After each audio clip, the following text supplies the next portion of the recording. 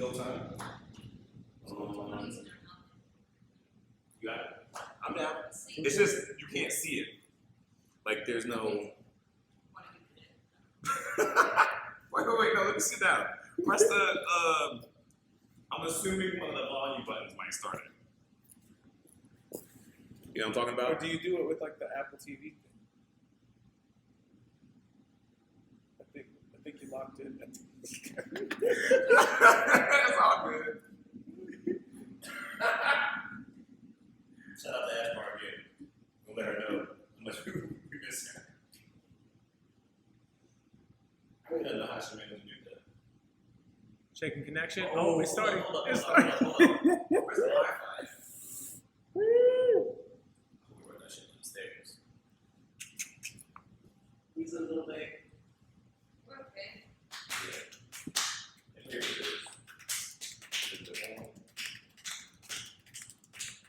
Are you nervous, Spencer? Nah. Don't be nervous. Oh man, I totally forgot about something you guys are probably gonna ask about. Is that good or bad? And we're connected, so we're good. All right, let's go. What are you gonna ask about? No, I'm waiting for you guys. Don't give it away.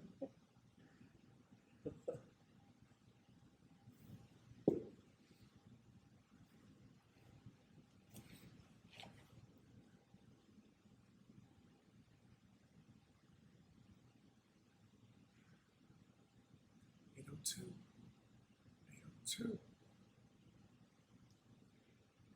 Appreciate y'all looking me up. That's clutch. That's your friend for. Turn this a little bit. Dogs, that's all I do. Yeah, I think I'm gonna have to press the button and then connect that shit. Call it a day. All right.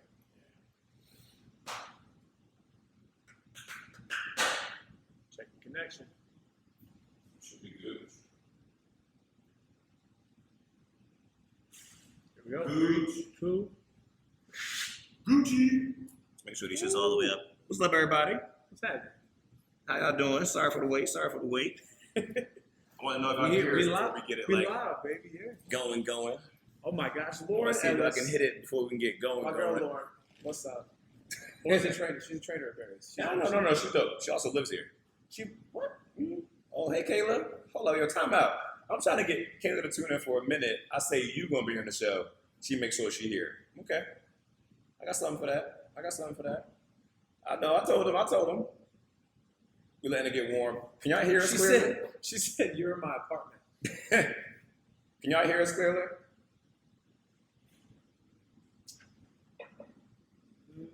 Oh, Twix is up. What's up, bro?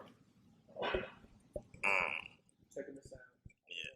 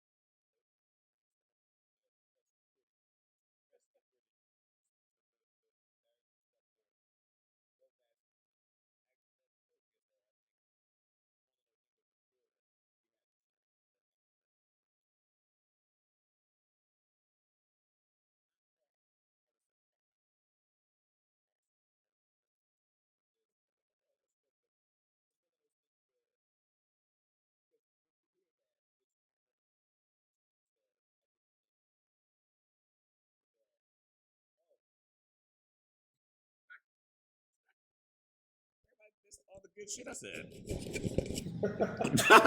We can't hear y'all. That sucks. Are we good now? Shout out to Ashmar. We definitely missed you here. A little louder. Interesting. Don't laugh, Dave. We good now? We Gucci? I hope this is Gucci enough. Okay. Appreciate it. Cool. So what you call it? Going into it, I guess like I really sing your praises from a standpoint of like most people you meet are like quality folks, at least the ones that I keep around me. I'm very mindful of like who's in my circle and all of that. But I mean, I don't want to say like heart of gold. There's I think that there's something special about you. How about that? Like and like for real. This is not me saying like this is me being completely authentic from a standpoint of like outside looking, and I was like, this dude's just hella attractive, and he's gonna get people in class because he's cute, for real. But like, you're so much more than that. And I just want to let you know, I'm really happy on the show. Appreciate you being here, and more importantly, you just being the human that you are. Thank you. Thank you. I appreciate that. I mean, it was for me. It was a thing. It was I had heard a lot about you. I heard a lot of different things about Anthony's class is tough. Anthony's this tough instructor, but I didn't know you as a person. But it was one of those things where I heard all these different things. I took your class, and then once I really like got to talk to you, it's like it was sort of like that same sort of thing where I started to see that I respected you not only as a trainer but as a person, and the way that you train, the way that you carry yourself, the way that it's kind of just like you don't put up with like the people who are not in it to win it type thing, and that was a big thing that I was like I'm on the same page with that, and it's like finding people that you vibe with, finding people that are on the same page as you is very rare. So agreed. When I got to like feel that, I was like it was like a really cool. I was like okay, I can get down with this guy. I feel you. I appreciate that. What's McCall? So for those of us that don't know, where are you from? How old are you? And what's your middle name? What's my middle name? Okay. So I'm originally from Arkansas. So yes, no, I do not have an accent. We touched on that. Yeah. So I was born and raised in Arkansas, a little small town called Bryan. It's outside of Little Rock. Most people probably have no clue what Little Rock is either. I know what Little Rock is. Isn't that the capital? Yeah. It's basically geography class. I remember. So born and raised in Arkansas. Moved to Nashville when I was about 20, and then did music there for a little while, and moved here last June, end of June, beginning of July. But I'm 22, and my middle name is Brian. Brian. It's passed down from my dad. My dad's middle name was Brian, and so he kind of like passed it on. That's what's up. Respect that. What's you call it? I had a question.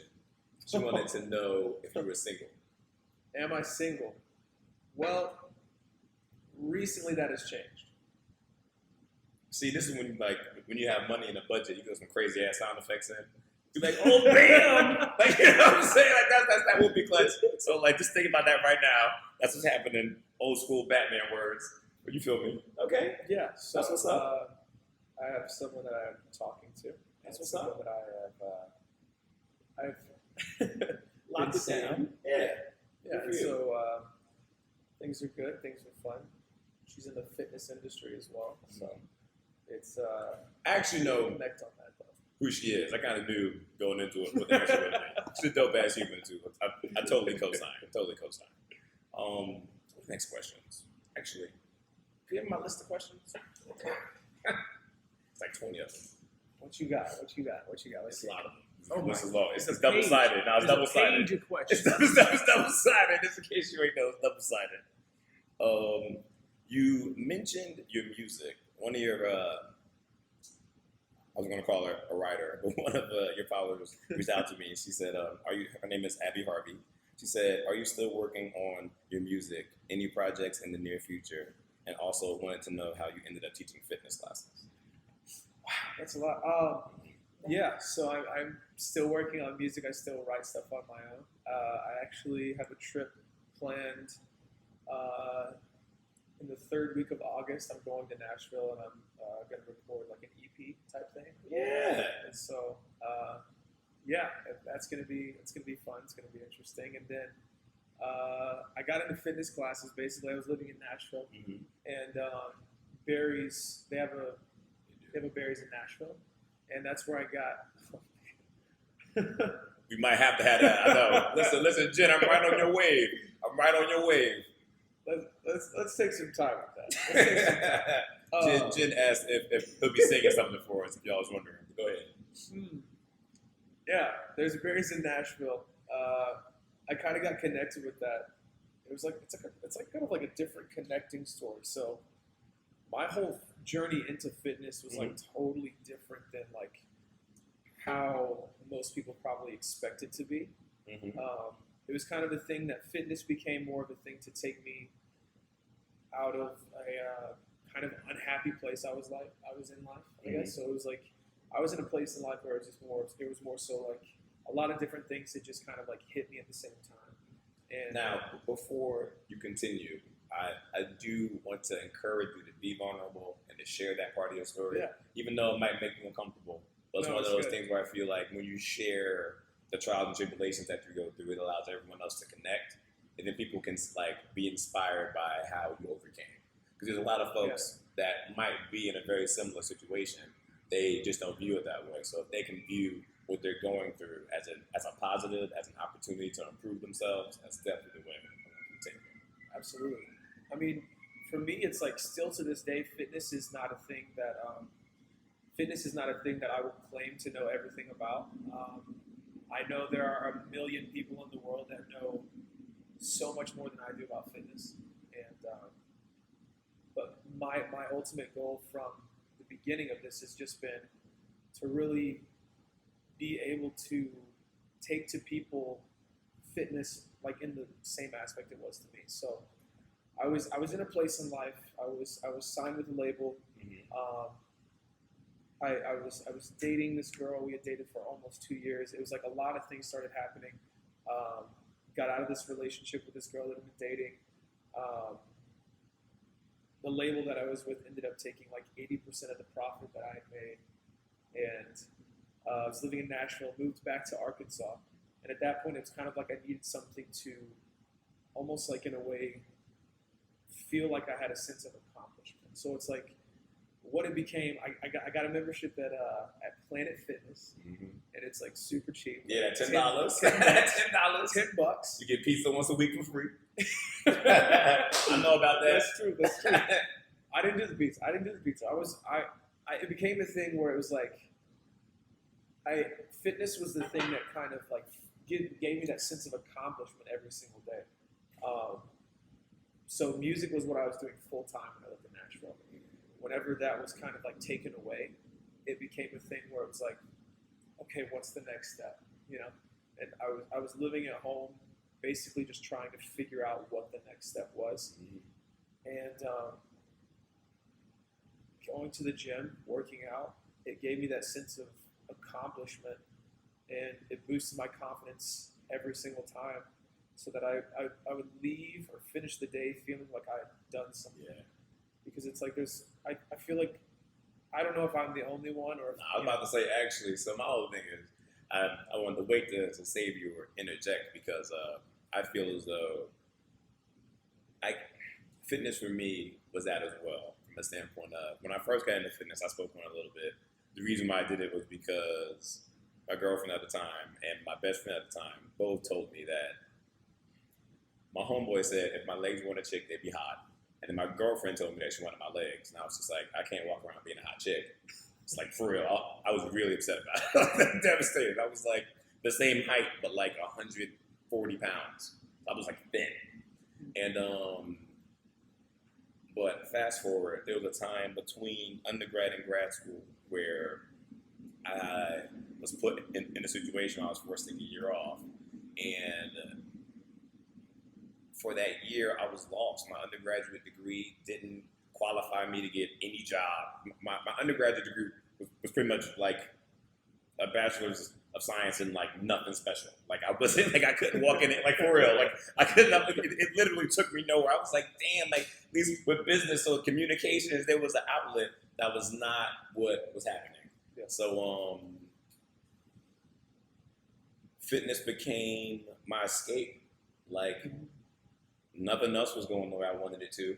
Nothing else was going the way I wanted it to. And I was like, if I can go to the gym and I could do a couple more reps, if I could do a little more weight, if I can, it gives you control.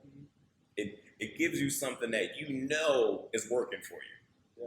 And at the end of the day, I remember like I was working hard, like hard, beast mode, breaking all the machines, And I'm like, I might not need this strength right now, but I knew that work ethic and putting in that time, that energy was going to lead to something down the road. I didn't quite know what, but I just told myself everything happens for a reason. And this hard time, this moment where you have to reflect, where you have to push yourself, you have to appreciate, is going to take you somewhere that you don't even realize. And that's like literally parallel to like my journey into fitness. Yeah. So yeah, exactly. It's a perfect exactly. segue. So it's like the same thing happened with me. It was kind of a thing where fitness was not a thing where I was like, yeah, I'm going to do something with this. I'm going to make money off of fitness. It was just sort of a thing that it gave me that sense of accomplishment whenever, because like in music and writing songs, it's like you can constantly write different things, but you never know what's going to happen with it. Mm-hmm. You can write 100 bad songs and there'll be one good one in there. But it's like fitness was the thing that sort of gave me that escape. And so I just kept on doing it, and I started getting dedicated to it, and making it like it was literally like every single day I was doing it. Mm-hmm. And so it wasn't a thing that I saw as like the next step in my life, but it actually led to that. So I was living in Arkansas with my family, and I had a friend who was a photographer, and he was like, hey, let's take some pictures or something sometime. Mm-hmm.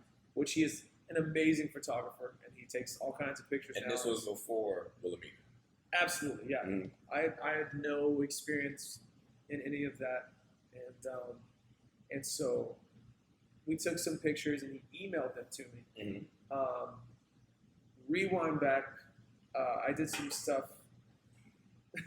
I did some stuff in the music industry. My dad actually had access to my email because he helped me with like PR and different things like that. So he helped, yeah. And so kind of like a manager. Yeah. Yeah. So he had the Sounds pictures reckless. that my friend took and sent to me, Mm-hmm. and he actually sent them to a small modeling agency in Nashville without telling me. And then he was like, That's how it happened? Yeah.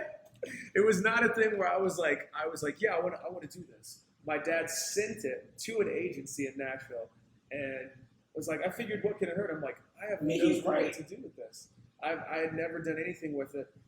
So in my fitness journey from moving back to Arkansas to this point, I had lost about 35 pounds, just like skinny fat weight. Okay. And so I started to get into better shape and different things like that, and it was just kind of I was doing it. I didn't really know what I was doing as far as fitness went, Mm-hmm. but it was a thing that I kind of got into just for the accomplishment thing. And then my dad sends my stuff to this agency in Nashville. You blow up. I literally started doing jobs with them. I signed with them, Mm-hmm. and then it was like a thing where I started doing jobs with them, and I ended up more in Nashville, and I was traveling between Nashville and Arkansas consistently. And then I kept doing music and stuff as well.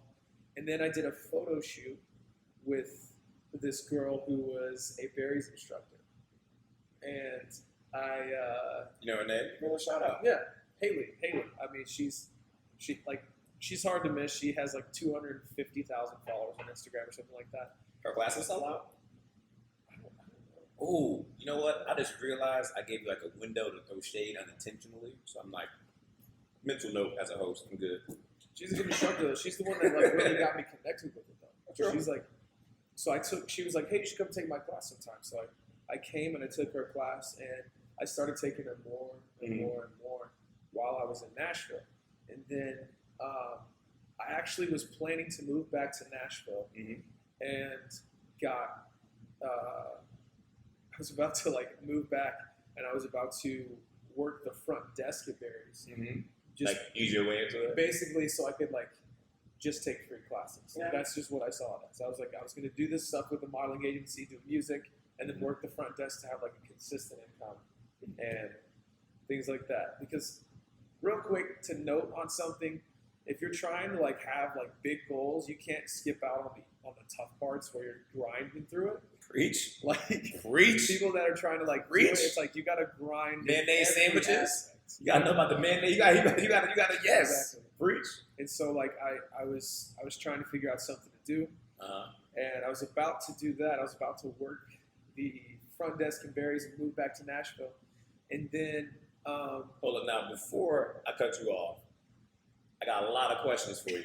This is like we only so got an many hour. things. I know this is So many this is just something to be mindful of. You're like question number 3, and we got like 20 more. Okay, So- okay. This part I got you. Okay. Yeah. So I'm about to start working the front desk at Barry's. Uh-huh. About to move back into Nashville, keep doing the music stuff, and then I get signed with an agency, Wilhelmina, here in Mhm. Chicago, and I was about to move back to Nashville, and then actually, literally, they were like, "We have a spot in this model apartment, basically with like other guys or whatever." That's not with terrible, the agency, and they were like, "If you want to come to Chicago, we can put you to We can work pay for it, pretty much yeah. and everything." And so I was like, "Okay, let's do it." I didn't really have. I'd never been to Chicago.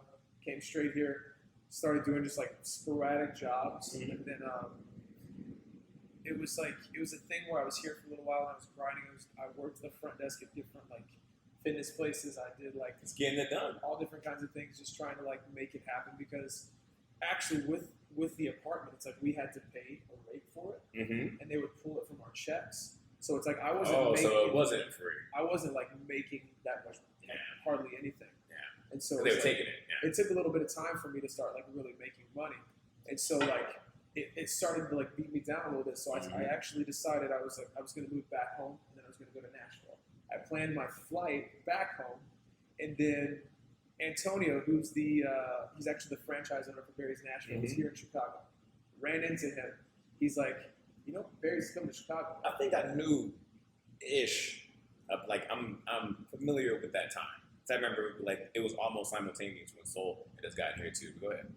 And he like hit me up and he was like, Barry's coming to Nashville. And I was like, no way. And then he got me connected with Barry's, and then literally like I had my flight planned back home. I flew home. I was there for like a day. Flew to New York for training. Like it was like And it made it work. that's what's up. Yeah. And then pretty much Barry's is now like the way of life for me. Yeah. 7 days a week, no days off. That's True exactly that. that. So maybe these other questions will be faster. The meat of my story is out of the way. Let me see. As a fitness instructor, where do you draw inspiration from? What motivates you to inspire? I would just say my own the feeling that I have in trying to take that to other people. Mhm. Just being able to like the same feeling I had to be able to pull you from a place where you're unhappy to get that sense of accomplishment to bring it into your own life and to realize fitness is more than just trying to like put your body in shape or anything, but it gives you that sense of accomplishment. As soon as you finish that, it's like you can go on and conquer the rest of your day. Preach. See, what you call it? True. I guess and maybe we teach from like a different place, but I don't think that's the case. I guess like there's some times where I feel like I personally feel depleted. Like I need to find like inspiration in music, inspiration in art, inspiration in someone else's story that like helps me find a different angle or way to go about I see what you mean. it. Yeah. Like Yeah. My thing is the thing whenever I'm depleted is kind of like it's social media makes it really easy for you to view other people's life, their story, different things like that, and like one of the things I was going to talk about is like it's like there's this one guy, and you probably know who he is, C.T. Fletcher. hold up. Yeah, wait. The big black dude? No. This dude is great. Yeah. He's great. Yes. That's like so like the kind of stuff that like anytime I'm like not feeling the gym, I'm like, all right, I got to turn this dude on C.T. Fletcher's the man. because he like He's one that's always yelling, the super small black dude, exactly, right? and he basically like yells you down, and I'm like, I got to get to the gym. I got to get to True. the gym. No, true that. That's a good one. And that's kind of like what get like different things like that get me into it, or like seeing other people. Like some people are like, oh, I'll never be like that. For me, it's more of a thing like I want to be like that, or it's like I see it as a way to improve rather than a way to compare myself to what I'm not. So something to expand on that, I think that's a really good point. He doesn't compare himself. He said he sees it as a way to improve on something that he's not. So for example, I think when some people are on that journey to better themselves, they somehow internalize it in some way that's negative, and it doesn't have to be. So I think that's a huge point. Like on that road to progress, take the fucking negative language out.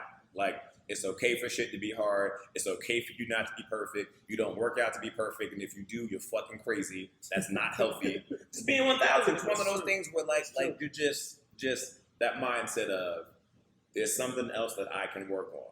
Not being upset that you can't do something. I think it's huge, and I fuck with that. Absolutely. Those little things gotta read between the lines.